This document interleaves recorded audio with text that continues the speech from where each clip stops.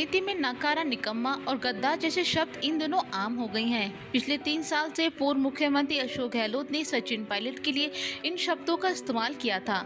तब से राजस्थान की राजनीति में ये शब्द बार बार गूंज रहे हैं। लोकसभा चुनाव का परिणाम आने के बाद प्रदेश कांग्रेस अध्यक्ष गोविंद सिंह डोटासरा ने भी भाजपा के चॉइस नेता को निकम्मा बताया है।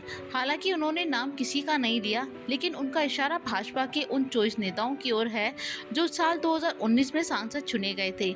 लोकसभा चुनाव का रिजल्ट आने के बाद मीडिया से बात करते हुए डोटासरा ने कहा कि भाजपा के चॉइस निकम्मे नेता दिल्ली में चुपचाप बैठे रहे, उनसे राजस्थान के लोग नाराज थे। डोटासरा ने कहा, पिछले लोकसभा चुनाव में राजस्थान से भाजपा के 24 सांसद चुने गए थे। उन 24 सांसदों ने अपने 5 साल के कार्यकाल में कोई काम नहीं किया, सिर्फ दिल्ली में चुपचाप बैठे रहे।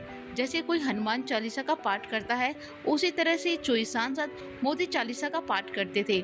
डोटासरा ने कहा, सिर्फ मोदी का गुणगान करने के अलावा इन 24 सांसदों ने कोई काम नहीं किया। सुबह से शाम तक सिर्फ मोदी मोदी ही करते रहते थे। इससे प्रदेश की जनता नाराज थी और भाजपा को सबक सिखा दिया। प्रदेश कांग्रेस अध्यक्ष डोटासरा ने कहा कि भाजपा के नेता चुनाव से पहले डींगे हाँकते फिरते थे कि सभी 25 सीटें 5-5 लाख मतों के अंदर से जीतेंगे। लाखों की जीत का दावा करने वाले हजारों में सिमट गए।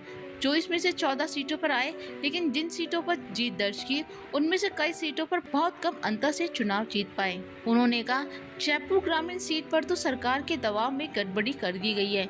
हर राउंड में आगे चल रहे कांग्रेस प्रत्याशी को अंतिम राउंड में पीछे कर दिया गया। मैं 1600 मतों के अंतर से हरा दिया। डोटासरा ने कहा, इस बारे में चुनाव आयोग से शिकायत की जा रही है। डोटासरा ने कहा कि भाजपा के नेता झूठे वादे करते हैं। लोकसभा चुनाव से पहले कांग्रेस ने नरेंद्र मोदी के 2014 और 2019 से पहले किए गए वादों को जनता के सामने रखा।